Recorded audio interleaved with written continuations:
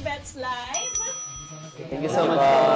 Bago muna ang lahat, magpakilala muna tayo sa ating mga pushmates. Hello, my name is Kim of Verizon. Hi, my name is Skylar of Verizon. Hello, I'm Marcus. Hello, I'm Vincent of Verizon. Hi, my name is Rayston. Hi, I'm Vinci. Hi, I'm Jeremy of Verizon. And we are... Horizon! Horizon. Well, first of all, guys, congratulations. Salamat Dahil, po. Thank you po. yes, sobrang successful na inyong first ever concert in Manila.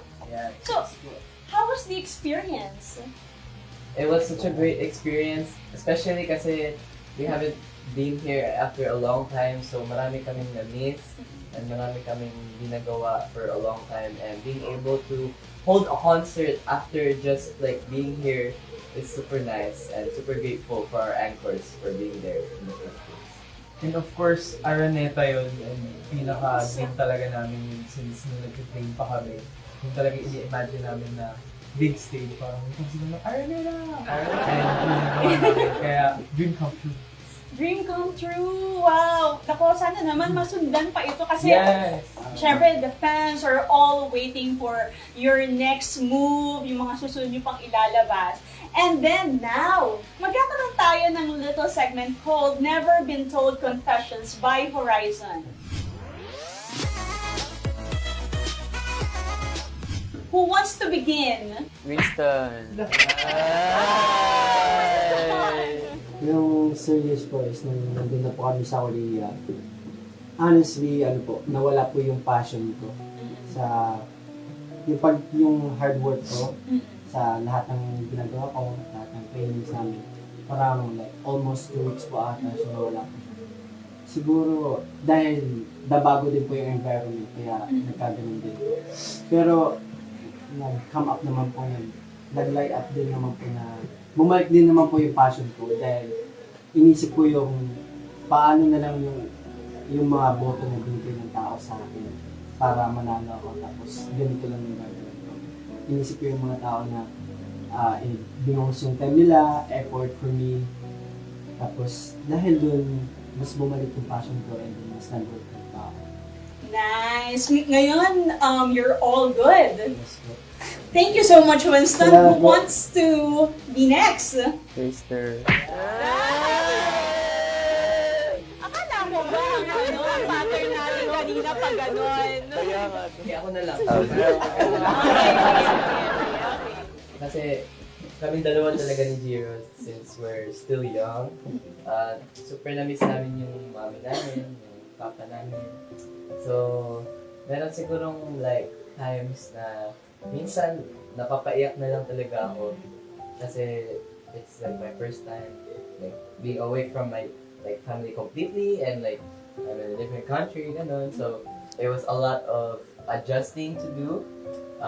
Pero I think over time, I got to get used to it, and lagi ko naman silang comfort. So, I think now I can live by myself now. Wow! Independent. With my Independent. Oh! If you don't mind, how old are you? Kaka-14 ko lang po. Wow, very young! Yung parents mo, they support you all the way dito sa pagsali mo sa Horizon. Normal naman yun, di ba talagang no-homesick tayo, di ba? No matter how old we get. Thank you so much, Marcus. Who wants to be next? Yung kahit ano na.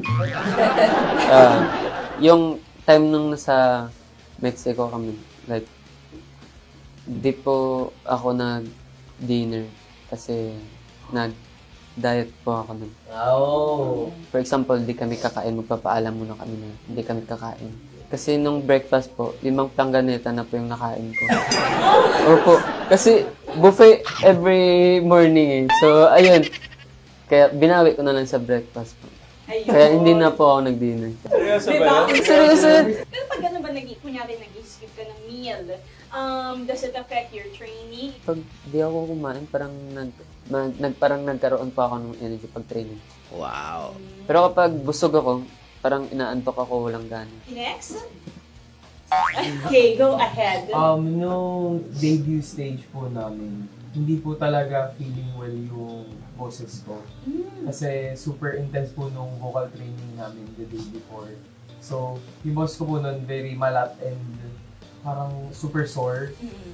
So, nung day na yun, nung nasa end countdown kami, super annoyed ako kasi ako yung in charge dun sa vocals. Tapos parang hindi ko siya magawa ng 100% kasi nga yung boses ko hindi siya perfect condition. So, nung day na yun, hindi talaga ako good condition. Pero hopefully yung stage okay naman and nakalabas. Yun naman ang importante. And at the end of the day, were you satisfied by your performance? Yes. Ayun, yun ang mahalaga, Wala di po. ba? Thank you, Vinci. Next. Jiro, ready. Kagabi pa to ready. Already! Yung sa akin naman po is, parang magka-press lang po kami tatlo. I mean, kasi parang pinagsama ko po. Yung sa akin naman po, as a bata nga po sa grupo namin, medyo nalungkot po ako kasi nga po yung nahiwalay po ako sa pamilya ko. Then nung pagkadating po namin sa Korea, parang feel ko po, and na-feel rin po ng mga coaches na parang nawala daw po yung passion ko sa pagsasayaw. So nung yung kinausap po ng coaches ko, parang sobrang na-down po talaga ako nun. Kaya nung gabi na po yun, parang gusto ko umiyak pero hindi ko magawa. Kasi parang hindi ko po ano yung lugar. Parang hindi ko po na-feel yung lugar. So, hindi ko po muna nilabas. Then, nung susunod na araw, doon ko po nilabas. Kasi mag-isa na lang po. Oh. Pero paano ka, kumbaga, paano mo na-overcome yung ganong feelings? Iniisip ko lang po na kailangan ko mag-practice ng lalo pa kasi para mabalik ko po yung passion ko kasi nga po sobrang na-down po talaga ako. Kaya lagi po ako nag-iisip ng mga positive things. Ayun. Grabe. Thank you, Jeremy. Fighting! Okay, next. Dalawa na lang. Right? Racer or Kyler? Okay. Bato-bato pick. Kaya ako na. Since nung una po namin punta sa Korea, which is, ayun po, sobrang nanibago din ako dun sa environment kasi nangangapa pa po ako sa mga bagong tinuturong choreo, ganun. May mga panahon na na-down po ako sa sarili ko kasi dahil di ako makapalo sa mga step na tinuturo. Tapos ayun, napatanong po ako sa sarili ko na kakayanin ko ba? Magpapakain ka sa sarili mo na hindi mo magagawa ng maayos. Pero ayun po, sa tulong po ng mga coaches, yung mga advice niya po para sa amin, kinonvert ko po yun at dun ko po na build up yung sarili ko na makahabol sa mga kagrupo ko.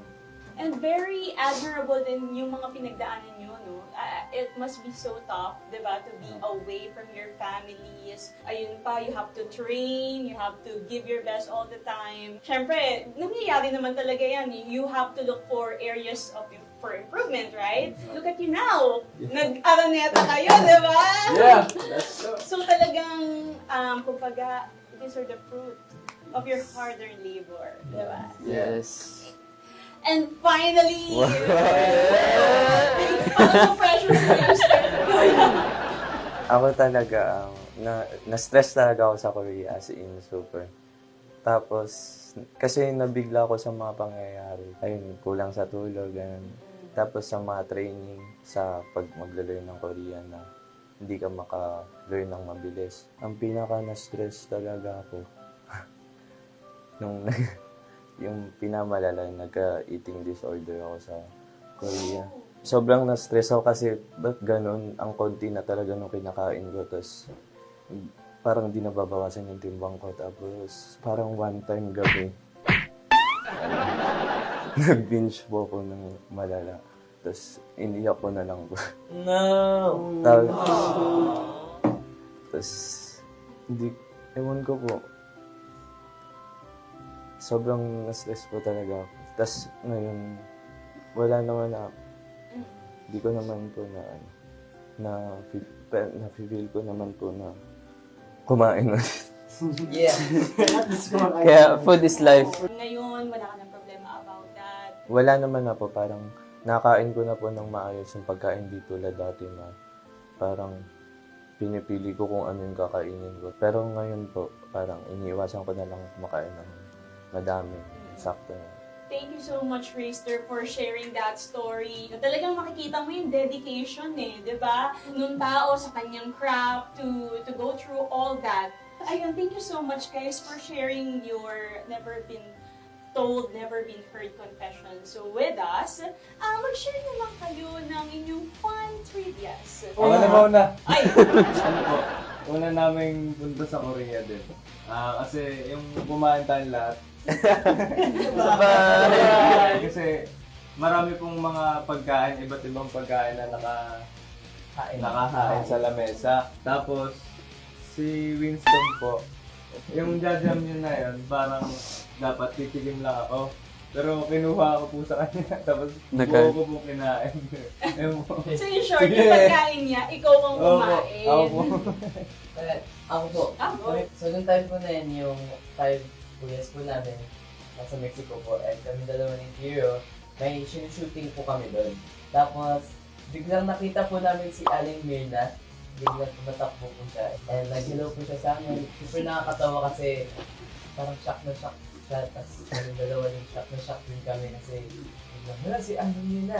Tapos, actually nakatulong din po siya kasi ngayon support din po siya sa amin Horizon.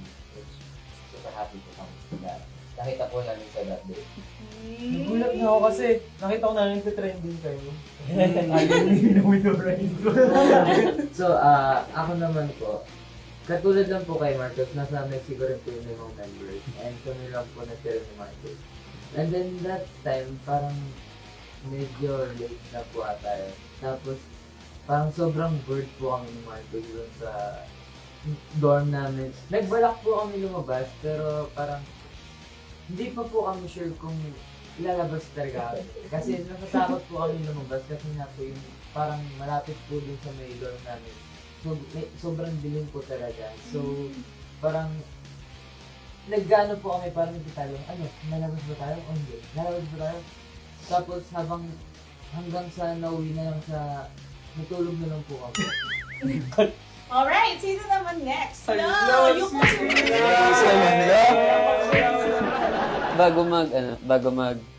concert day na. Tapos nung sa standby, anong tawag na yun? Yung room namin. Tapos si Winter Bay kumain ng biscuit. yung isang biscuit tapos tatlo lang yung laman. Tapos lumabas siya, kumain na siya ng isa. So yung biscuit niya,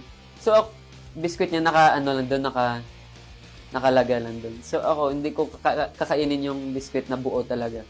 Kasi gusto ko lang yung medyo konti lang yung kakainin ko. So ayun, nung kinuha ko yung isa na lang yung naiwan. Tapos bumalik si Mentor Bay. Nagulat siya, bakit isa na lang yung naiwan?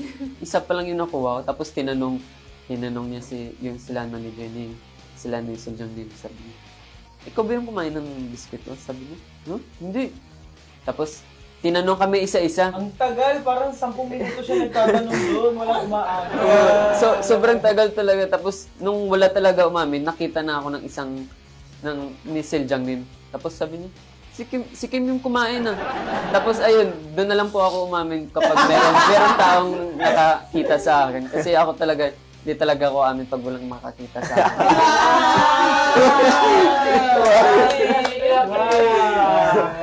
Yung suspect pa nila yung ghost Baka may ghost daw. Baka may ghost pa. Next! Ready na. Ayun ba ang sign pag ready na siya? Sa akin po kasi nung nasa hotel po kami tapos parang after ata to ng concert After ng concert. Nitong Big Dome? Opo. Tapos gusto ko mag-swimming. Gusto ko talaga mag-swimming kasi sabi ko na, gusto ko mag-swimming. Pero sabi ko na, tinignan ko yung araw. Parang ang init. So sabi naman nila, sabi huwag ka na maligo kasi makuwala kami ng gusto. Huwag na lang kasi mainit baka umitim ako. Pero naligo pa rin po ako nun kasi Pero yung suot ko po nun, nakapajama pa ako kasi pagtulog po. Oo, pagtulog po. Tapos pumunta na ako sa baba, tapos hindi ako pinapasok ko. Ba't yung suot mo? Ano yung ganitong suot? Tapos nakalagay pala doon, bawal pala yung mga pajama. Kailangan Yung swimming ano po attire talaga. talaga. Yes. So bumalik ako, bumalik sa taas, tapos nagsuot ako ng... Brief. Hindi, Boxers. Oo, tapos Cycling. cycling. Cycling yun yung sinuot ko. So, may mga nakasama ka ba mag-swimming din? Yung iba pa roon? Sila, Kami po. Okay. Kami apat. Pero bumalik siya po sa, sa room namin. Humiram pa siya sa akin ng boxer. Okay. Next naman. Wala pa akong naisip. Ako din yun eh. Di ba? Wala pa silang maisip. Ikaw, wala pa may. Total, wala pa silang maisip. Tingnan ko lang, bakit dinoble mo? Yung una po na suot nun, yung kay Kim. Maliit. Tapos, malinis na pala. Super ikli po na. Extras mo na. Naisip ko na meron pala ako cycling na dala. So, ayun po, double po yung mga. So, pinagpatong mo na lang. Pinagpatong mo na lang. Hindi ko na binalik sa kanya. Ngayon ba naibalik mo na? Di pa. Hindi pa. Kasi hindi pa po. Okay. Dalawa. Ikaw po na. Ay, tayo nakabang ni Jeremy. Kung kanina na-stress ako. Pero nung pauwi kami, nung malapit na, nagpa-practice kami yung concert, parang paunti-unti na ako sumasaya. Yun. Makakatawa naman talaga. Super nakakatawa yun. Super nakakatawa. Ika Vinci. Yan. Hindi makakatakas. Siguro nung lang, di ba, kasi nag-perform tayo sa music show. Tapos may isang outfit, naka-sleeveless si Raster. Tapos may sumigaw. Sabi niya, mas mapatay ba lagay mo sa mukha ko? Yung kilikili ko na ganun kaya Raster, ang kinis talaga. Glass skin. Makinis. Tapos mapogay pa sa baba. Joke lang.